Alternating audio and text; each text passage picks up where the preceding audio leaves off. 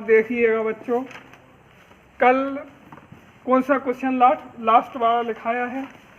बोलिए अमन, कौन सा क्वेश्चन है लास्ट में? अवतल दर्पण में अवतल दर्पण में वो सर परिभाषा लिखवाई। अवतल दर्पण में जब वस्तु वक्रता केंद्र पर रखी हो तो प्रतिबिंब की स्थिति की विवेचना कीजिए। ये क्वेश्चन है। अब इसके बाद अगला क्वेश्चन है, वो देखिएगा। इसके बाद एक अगला क्वेश्चन है, क्वेश्चन जो भी नंबर हो उस हिसाब से डालते रहें। क्वेश्चन ये है, अवतल दर्पण में जब वस्तु फोकस और वक्रता केंद्र के बीच रखी हो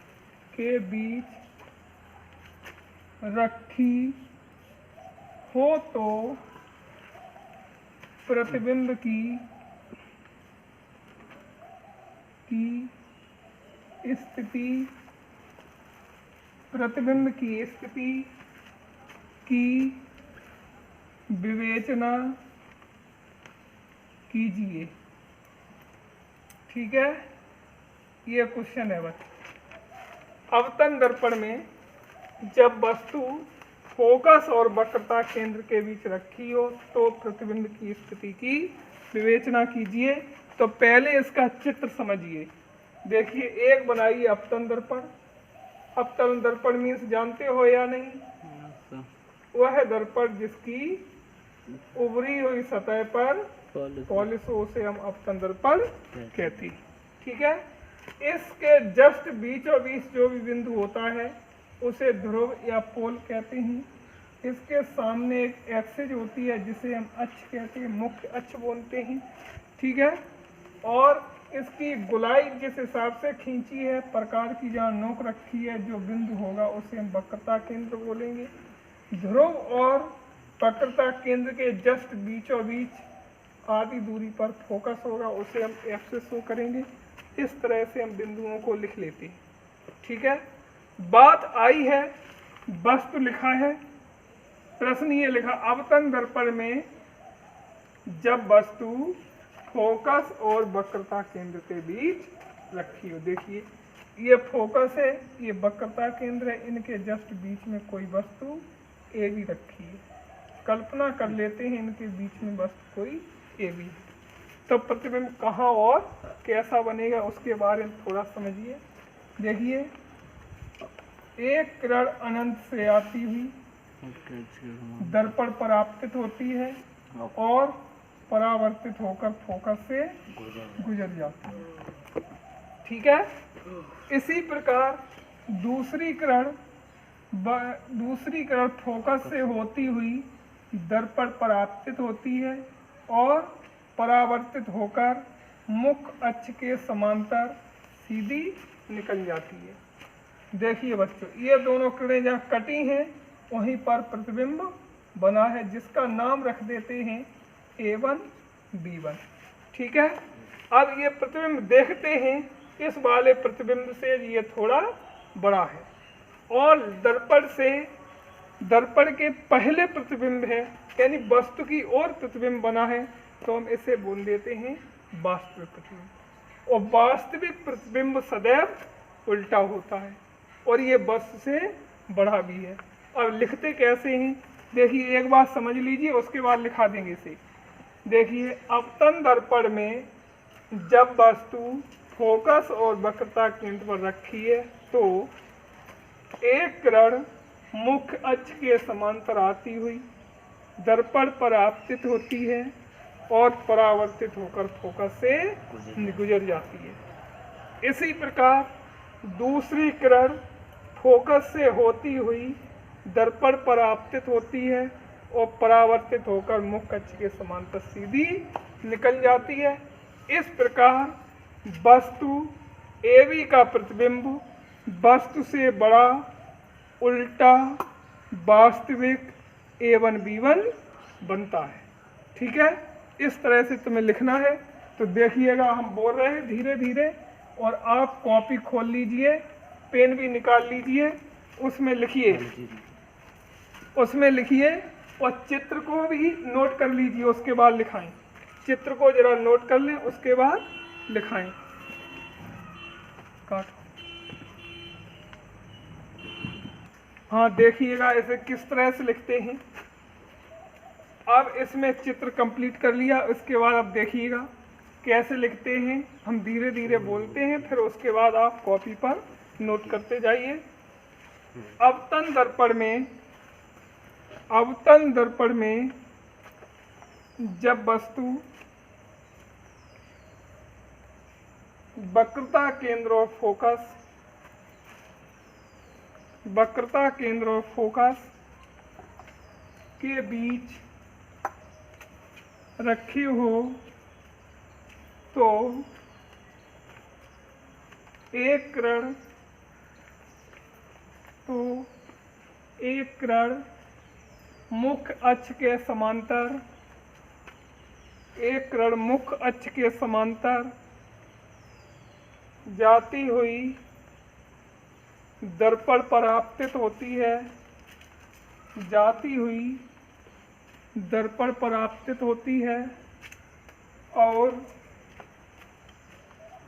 परावर्तित होकर, और परावर्तित होकर फोकस से गुजर जाती है, फोकस से गुजर जाती है। इसी प्रकार दूसरी किरण फोकस से होती हुई दर्पण पर आपतित होती है। इसी प्रकार दूसरी किरण फोकस से होती हुई दर्पण पर आपतित होती है, आपतित होती है और मुख्य अक्ष के समांतर, मुख्य अक्ष के समांतर सीधी चली जाती है, सीधी चली जाती है। अतः वस्तु AB का प्रतिबिंब, वस्तु AB का प्रतिबिंब A1 B1 वस्तु से बड़ा, वस्तु AB का प्रतिबिंब A1 B1 वस्तु से बड़ा वास्तविक उल्टा बनता है। ठीक है, इस तरह से ये हमने क्वेश्चन पूरा कर लिया। अब बात आती है, एक और क्वेश्चन इसका बनता है, वो देखिए।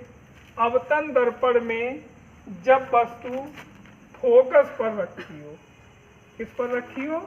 फोकस पर रखी हो तो प्रतिबिंब की स्थिति की विवेचना कीजिए। अवतन दर्पण में जब वस्तु फोकस पर रखी हो तो प्रतिबिंब की स्थिति की विवेचना कीजिए। ठीक है बच्चों, ये क्वेश्चन है। अब इसे किस तरह से करते हैं, ये क्वेश्चन को जरा समझने हैं। पहली बात है, चित्र बनाइए इसके अनुसार। एक हमने बनाए हैं गोलीय अवतन दर्पण। ठीक है, ये गोलीय अवतन दर्पण है। इस गोलीय अवतन दर्पण के जस्ट बीचों बीच बिंदु को हम क्या बोलते हैं? बताओ। ध्रुव या पोल।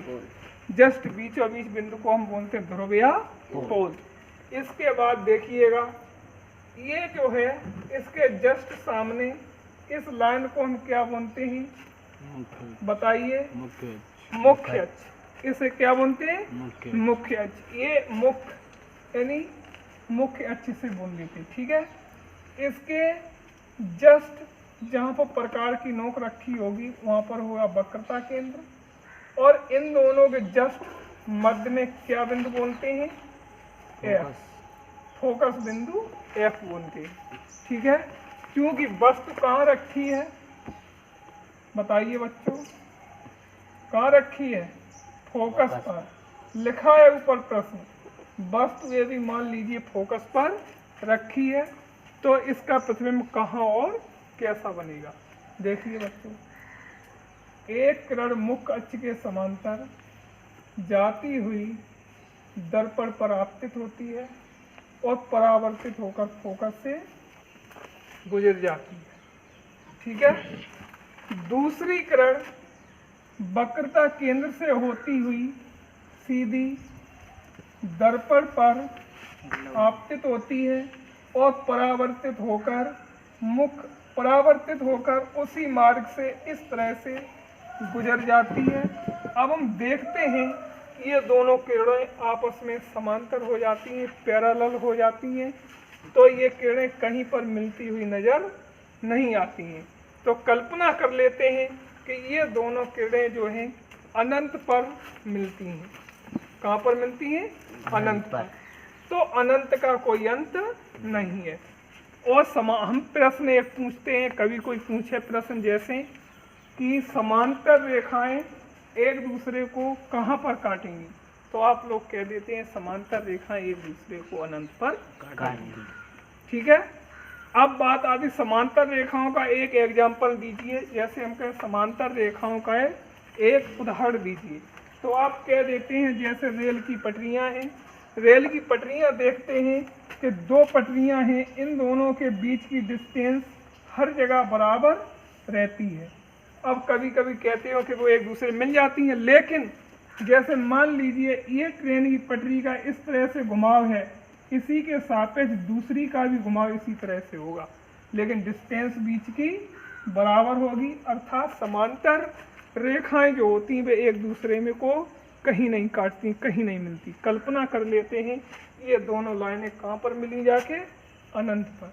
तो प्रतिबिंब कहाँ बना, अनंत पर, और वस्तु से बहुत बड़ा बनेगा और ये प्रतिबिंब अनंत पर ही दिखाई देगा। अब देखिए इसका ये चित्र जो है वो पहले उतार लें, उसके बना लें, उसके बाद हम ये क्वेश्चन लिखाते हैं किस तरह से। बंद कर लें। हाँ, अब चित्र ये सभी ने नोट कर लिया। अब इसके बाद इसे देखिएगा किस तरह से हम लिखते हैं, परिभाषा देखिएगा। अवतन दर्पण में परिभाषा किस तरह से लिखते हैं, इसका आंसर उत्तर देख लीजिए। अवतन दर्पण में नोट करिए, अवतन दर्पण में जब वस्तु फोकस पर रखी हो, दर्पण में जब वस्तु फोकस पर रखी हो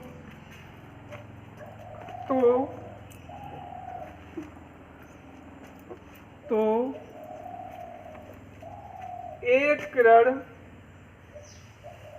मुख्य अक्ष के समांतर आती हुई दर्पण पर आपतित होती है और परावर्तित होकर फोकस से गुजर जाती है, और परावर्तित होकर आपतित और परावर्तित होकर फोकस से गुजर जाती है। लिख लिया। इसी प्रकार दूसरी किरण, इसी प्रकार दूसरी किरण वक्रता केंद्र से होती हुई सीधी दर्पण पर आपतित होती है।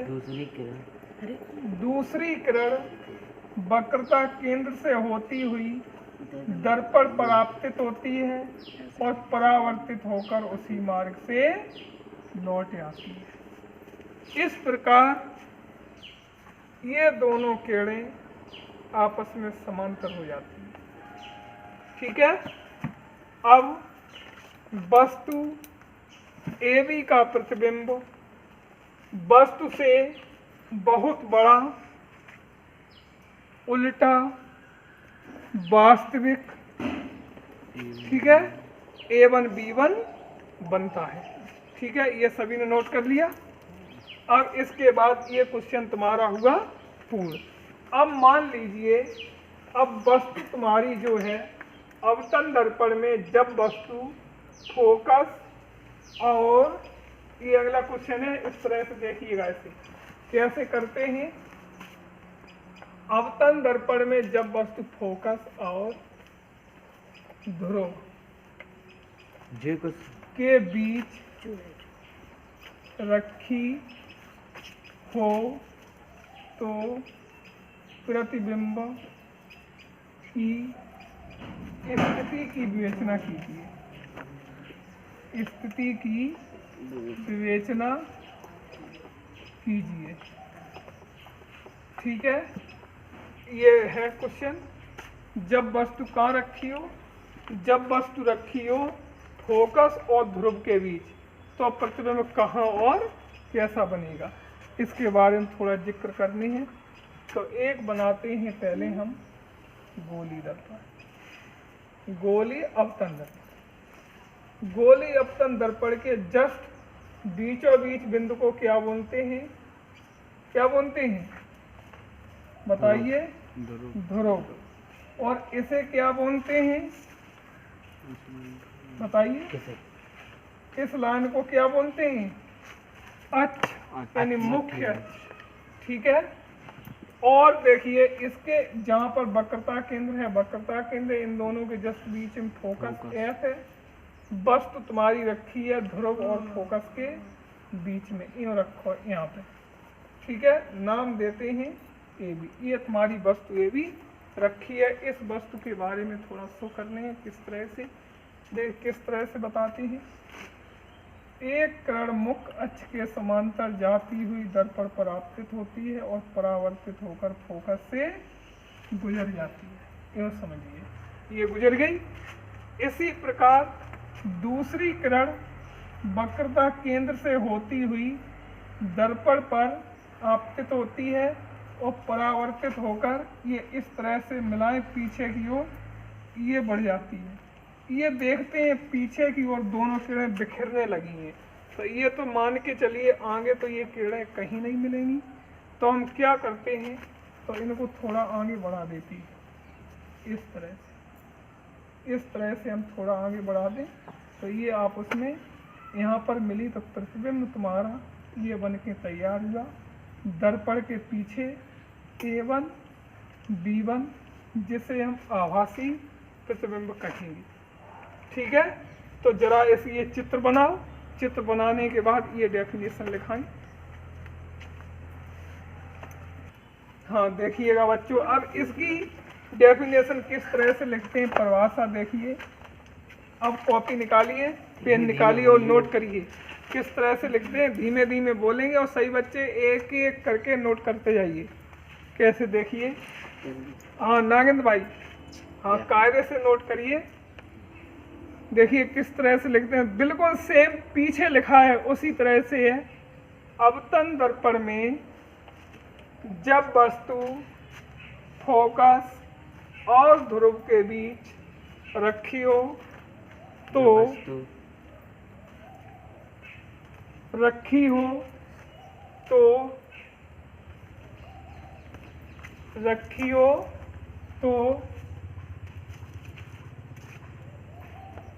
एक किरण मुख्य अक्ष के समांतर आती हुई दर्पण पर आपतित होती है और परावर्तित होकर फोकस से गुजर जाती है। ठीक है, गुजर जाती है। इसी प्रकार दूसरी किरण वक्रता केंद्र से होती हुई दर्पण पर आपतित होती है। इसी प्रकार दूसरी किरण वक्रता केंद्र से होती हुई दर्पण पर आपतित होती है और उसी मार्ग से वापस लौट जाती है। इस प्रकार ये दोनों किरणें आपस में बिखरने लगती हैं। तो हम कल्पना कर, बिखरने लगती हैं। अब क्या करते हैं, बिखरने लगती हैं। फिर इन दोनों किरणों को हमने आगे बढ़ाया, ये आपस में यहाँ पर काटी, तो लिख लेते हैं किस तरह से।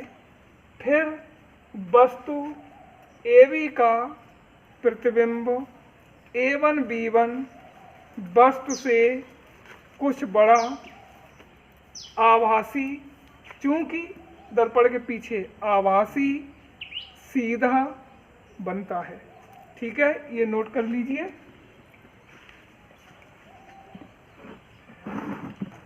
हाँ, अब देखिएगा, अब इस तरह से हमने जो क्वेश्चंस लिखाए हैं 4-5 जो भी लिखे हैं वो क्वेश्चंस पूरे हुए। अब देखिए, कल हम एक आर्टिकल बताएंगे।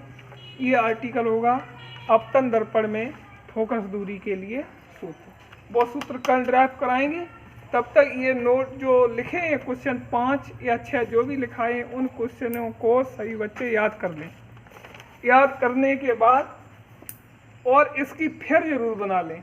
फेयर बना के वो फेयर ऑनलाइन इसी नंबर पर फोटो करके वापसी भेज दें, ताकि हम लोग समझ लें कि आप घर पे पढ़ रहे हो, फेयर बना रहे हो। ठीक है, अब आगे कल बताएंगे। थैंक यू, धन्यवाद।